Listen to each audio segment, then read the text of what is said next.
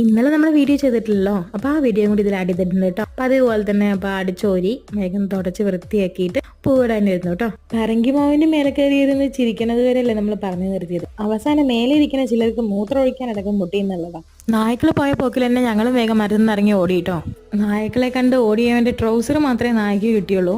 അവന്റെ ഓട്ടത്തിന്റെ സ്പീഡ് കൊണ്ട് അവൻ നായയുടെ കടിയിൽ നിന്ന് കഴിച്ചിലായിട്ട്. എന്റെ ഓർമ്മയിൽ അന്നത്തെ ദിവസം എല്ലാവർക്കും ചീത്ത കൊണ്ട് കേട്ടോ. കാരണം അവിടെ അത്ര ആൾതാമസമില്ലാത്ത സ്ഥലമായിരുന്നു. എന്തിനാ അവിടേക്ക് പോയി എന്നുള്ളത് ചോദിച്ചിട്ട് ഒരുപാട് വഴക്കമുണ്ട് എല്ലാവർക്കും. പിന്നീട് ഞങ്ങൾ അവിടേക്ക് പോയിട്ടേ ഇല്ല എന്ന് ഞാൻ പറയില്ല. 2 ദിവസം കഴിഞ്ഞത് പിന്നെ ഞങ്ങൾ അവിടേക്ക് പോയിട്ടോ. പൂവൊക്കെ ഇടല് കഴിഞ്ഞ് കഴിഞ്ഞാൽ പിന്നെ പപ്പടപ്പണിക്ക് ഇരിക്കില്ല നേരെ. ഓണം എന്ന് പറയുമ്പോൾ ആദ്യം ഓർമ്മ വരുന്നത് പൂളപ്പൊടിയിലും ഈരോഡിലൊക്കെ പെരഞ്ഞു നിൽക്കണ ഞങ്ങളുടെ രൂപമാണ്. ആ സമയത്ത് അത്യാവശ്യം നല്ല കച്ചവടം ഉണ്ടാവും കേട്ടോ പപ്പടത്തിന്. അപ്പൊ അതുകൊണ്ട് നല്ല പണി ഉണ്ടാവും. നമ്മുടെ സ്കൂളുകളിലൊക്കെ നടക്കുന്ന ഓണാഘോഷ പരിപാടിക്കൊന്നും അധികം പോവാറില്ല കേട്ടോ. നമ്മൾ പോയാലും തന്നെ ഞങ്ങൾ വേഗം തിരിച്ചു വരും. മിക്കതും അത്തരത്തിന്റെ തലേദിവസമായിരിക്കും പൂക്കളം മത്സരം. അപ്പൊ നമുക്ക് അത്തരത്തിന് നല്ല ചെലവായിരിക്കും പപ്പടത്തിന്. അപ്പൊ ബാക്കി വിശേഷം പിന്നെ